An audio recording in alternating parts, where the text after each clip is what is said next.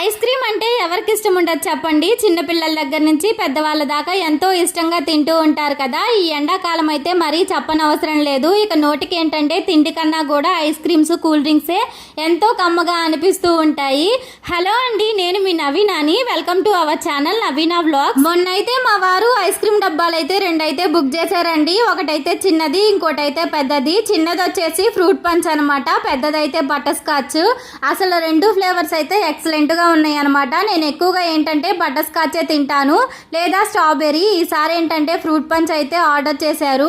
Taste అయితే చాలా బాగా అనిపించింది. తర్వాత వచ్చేసి బటర్ స్కాచ్ నచ్చింది. ఫస్ట్ అయితే రెండిట్లో కంపేర్ చేస్తే నాకు ఫ్రూట్ పంచే చాలా బాగా అనిపించింది అనమాట.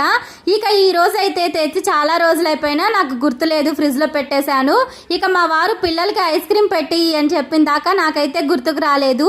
ఈ రోజు అయితే ఇక పిల్లలకి ఇద్దరికి చెరో కప్పేసి ఇచ్చాను. మా వారికి కూడా కొంచెం అంత ప్లేట్ లో పెట్టించాను. నేనైతే తినడానికి బాగుంటుంది కదా అని చెప్పేసి చిన్న ప్లేట్ లో అయితే ఐస్ క్రీమ్ పెట్టించానండి. మా వారైతే దీనికి బదులు కంచంలో వేసుకురావచ్చు కదా అంటున్నారు. అలా ఉండిద్ది అనమాట, చేసిందే కాక ఏదో ఒక వంక. తర్వాత వచ్చేసి పిల్లలకి వేసి ఇచ్చాను కదా, ఇక ఎంతో ఇష్టంగా తిన్నారు. కొంచెం తినంగానే వాళ్ళకి ఎగటేసేసింది. ఇక చాలు అంటున్నారనమాట. మా పెద్ద బాబు అయితే తిన్నాడు, కానీ మా చిన్న బాబు కొంచెం అంత వదిలిపెట్టేశాడు. టేస్ట్ అయితే చాలా బాగుందండి. ఎండలకి మీకు కూడా ఇలాగే అనిపిస్తూ ఉంటుందా?